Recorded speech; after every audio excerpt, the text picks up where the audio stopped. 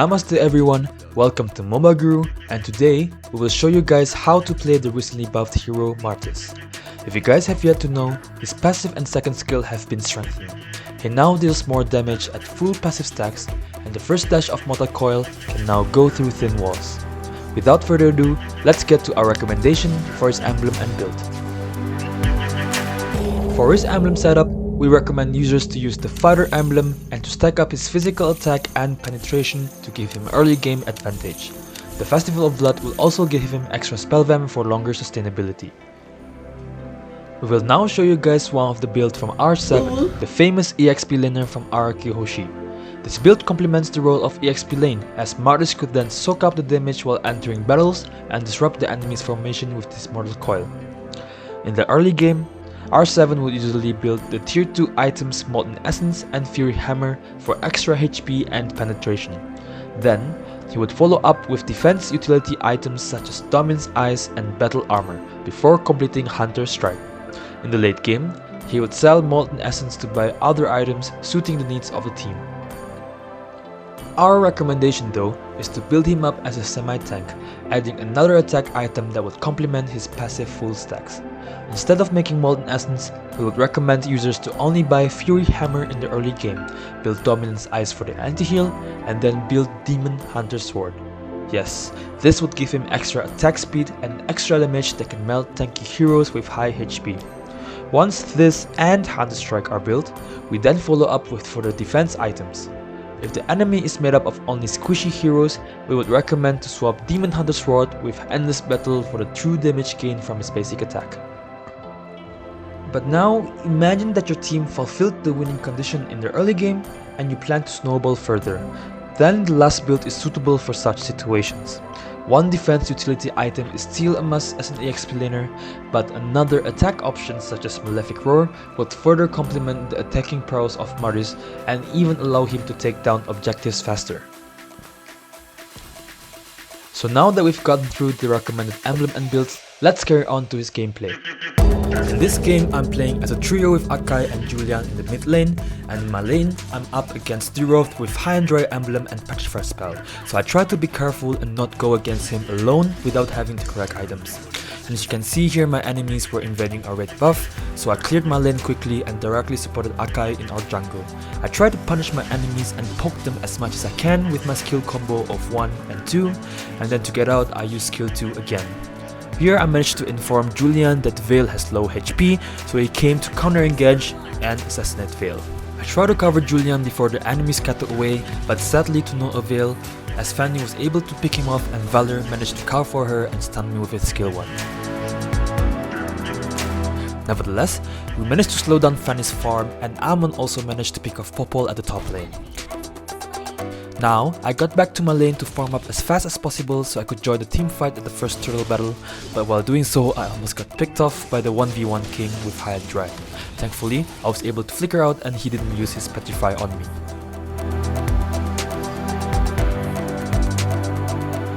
Here, the turtle is about to spawn and Nerfed decided to cut my lane. Actually a wise move from him, but my roamer was already within the perimeter and confronted Nerfed to slow down his farm. Let's support Akai by using this combo. 2, 2, and finally 1.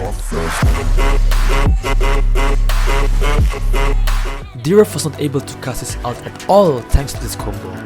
Okay, so Fanny volunteers to be the first victim of my ult. And 2 kills already in the back. Nonchalantly opening the bush, it seems that Vale here wants a taste of my combo against Nerfed as well. Phew, had I not missed my first kill, Vale would have also fallen prey. Now our Julian has started on the turtle, setting it up really well so that the turtle is closer to our side. Moreover, Fanny's blue buff just spawned, making it close to impossible for her to connect in time. I quickly connect to my allies and start to zone the enemies away.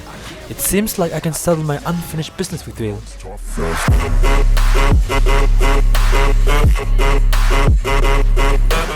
Yes, we got the turtle and the kill. However, Amon wanted more. I could see why though, as Nerfed is only a sliver of health from dying, but Fanny came to run on the parade. Tried to pin down Fanny, but she's as slick as ever with her cables.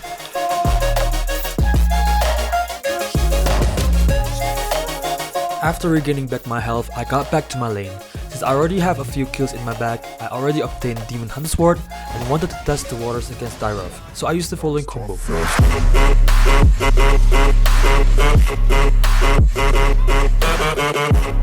2, 1, 2, basic attack, and then ult. Now I can slay him by myself. As an EXP laner, my job is to manage lanes, and if my mid laner were to gank the opposite lane, I would need to clear his lane as well to apply pressure on every side of the map. Once cleared, I went back to clear my minions in my lane and farm further.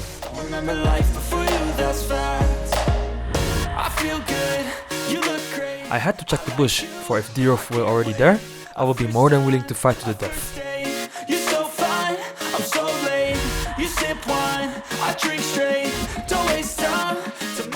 When I checked the bush again, he was already there and I started to make my move towards him, but he was unwilling to fight.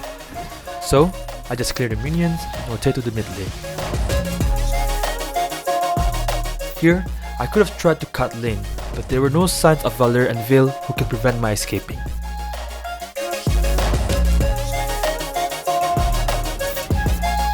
So the turtle just spawned and I decided to clear my lane once more before setting up to take the second turtle. I stacked up my passive and used my enhanced attack speed to clear the minions quickly. When I got back to the turtle, I was surprised to see Fanny by herself, taking the turtle alone. I decided to strike before she could react.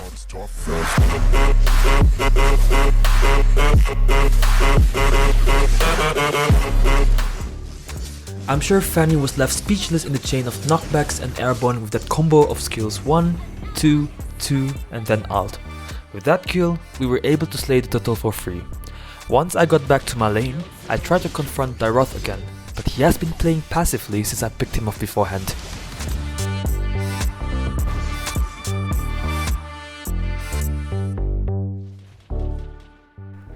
I waited in the bush at first, but I decided to clear the minions as fast as possible and try to connect to my teammates around the map since I'm already snowballing.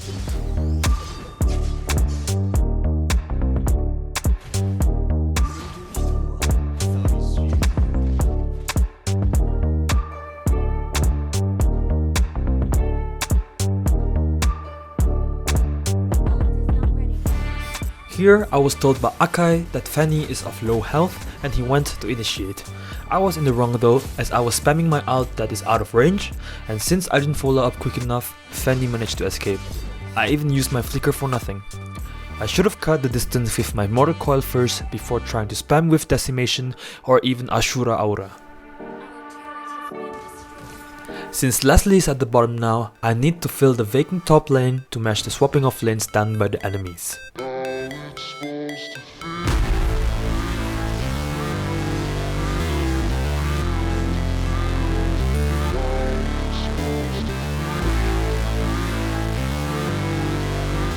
Again, as I was clearing the lane, Dirov had no plans of fighting against me in a 1v1 situation, so I decided to recall right after. At the map, I saw Fanny trying to wreak havoc at the bottom side and I was sure that her backup would come, so I went to assist. However, the fight already broke off once I arrived, wasting some extra movement and time. By the way, it is already at the mid game and my items so far look like this, with Fury Hammer and Demon Hunter Sword already been built, and Untitled Shield for protection against Veil later on is on the way. I decided to go to the top of the lane since I saw Dirov already clearing a wave. However, I was not informed that Amon was trying to take the turtle. Usually, when it's about to enter the 8th minute mark, one would leave the turtle alone since it would turn into Lord soon. However, my team decided to carry on and Fanny somehow managed to take the turtle away from us. As they continued to fight at the bottom river, I decided to split push and take down the untouched top outer turret, minimizing the damage done against us. Fanny tried to confront me though, but just like her, I can escape with ease. And now comes the part that no one can ever evade while playing Mobile Legends, the blaming game. As I mentioned, there was no signal from my jungler that he wanted to take the turtle, and I believe I made the right call to split push and unearth an objective. What do you guys think? Comment and share your thoughts. Back to the top lane, I see a moment to punish Veil and Popol.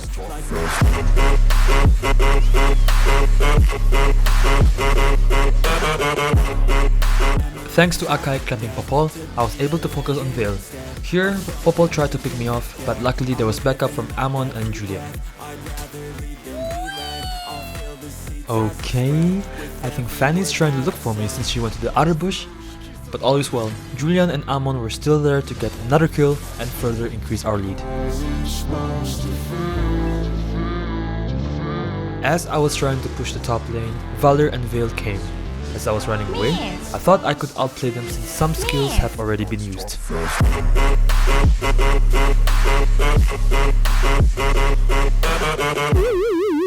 Bruh.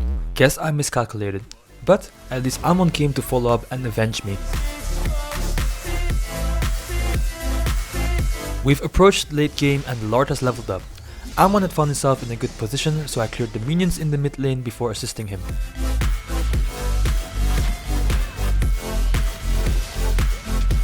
Ooh, I tried saving Ammon from Daroth, but it was all too late. Nevertheless, brilliant follow-up from Akai to clamp Daroth down, and although Popol and Finny came to back him up, we weren't short of firepower either, with Leslie in the scene. Before we continue, let's have a look at my build now. As you can see, I've built Blade Armor and Athena's Shield first for sustainability before completing Hunter Strike. This reassures my team that there are now 2 frontliners to zone out enemies and soak damage for them. Since Fanny and many other enemies have yet to spawn, we decided to burst down the Lord quickly and gain that helping hand to push towards space. Now all patched up and full of health, we should now push the side lanes to achieve 3 pushing lanes. Or so I had in mind. Leslie just had to clear the mid lane and get bursted down by Fanny. Regardless, I continued to do my duties to push the bottom lane with the aim of getting the inner turret. But I didn't expect a double team from Fanny and Daroth since the Lord was still pushing mid. I tried my best to get out of this sticky situation, and both of them needed to use all of their skills and spells before bringing me down.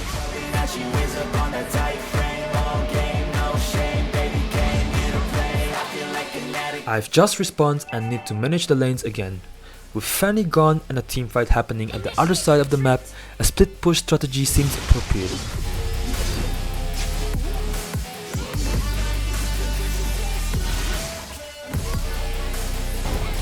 I was hoping that we would come out with a better result. Unfortunately, some of our teammates got picked off and we could only trade inner turrets. Little body and her mind's kinda naughty. They say that once you taste it, you cannot replace it. She could get you high, all the dopamine inside. Now, you could see that the Lord will spawn in a short time. So after clearing the mid lane, I decided to rotate to the bottom lane to keep giving pressure towards the enemies. Her high heels make a damn good statement. There is no replacement, a body by say. She got a bad little waist, and we tearing down this place. Off the liquor that we chase, got some egos to the face. Baby, I don't need no space. Coming closer for a taste, and I'll show you how I make everything just fade away. I also started to set up for Lord and give vision from a safe distance from my lane for my allies, so we could target anyone who gets out of position.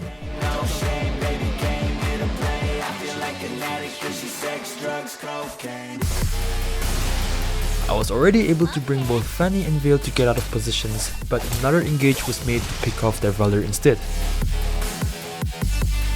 This splits our team into 2, and backing up one another became a hard feat to do. However, knowing that many of my enemies have already used their skills, it is now time for me to step up.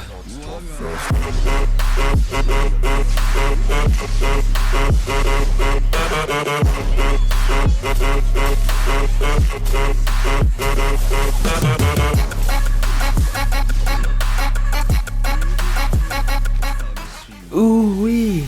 That enhanced basic attack from Martis does hurt really bad, especially if you can keep his passive stacks up during prolonged team fights. Not only that, you can always rely on his ult to deal the final blow. It was a shame that Fanny got away again, but now we could continue to put pressure on the lanes before bursting down the Lord. Remember, while taking down objectives, always try to maintain his full passive stacks. Only then will the turtles, lords, and turrets can be melted down within seconds. They tell me that I'm never gonna make it. They want me to do something that could make sense. They hate when I keep dreaming I'll be famous, but I don't give a fuck, I'ma keep chasing. We've managed to get the Lord. During such moments, one should actually retreat and wait for the Lord to spawn before continue pushing towards enemy space. But Fanny's blue was up and we tried to punish our enemies further. In the end, Fanny managed to yet again escape with a sliver of health, although we managed to pick off some of their damage dealers. When you're making money, make sure you don't spend it too soon. Fuck that, I'll do what I wanna do. I got a different path from everyone and that includes you. Who are you to tell me how to live life? In these times it feels like nobody's right. Thankfully, from the last Lord push, we managed to get some of the enemies inhibited turrets. Now, super minions will spawn to help us further put pressure on our opponents. What could that be? They tell me that I'm never gonna make it. They want me to do something that can make sense. They hate when I keep dreaming I'll be famous. I rotated to the bottom lane to further put pressure on the last standing inhibited turret using the 4-1 formation.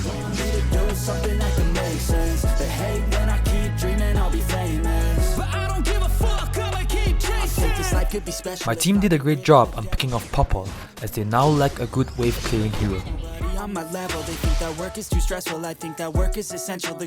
To put the icing on the cake, my roamer Akai managed to catch Fanny, and she too was brought down by our team. To make it difficult for our enemy to defend the high ground, let's pick off another one of them.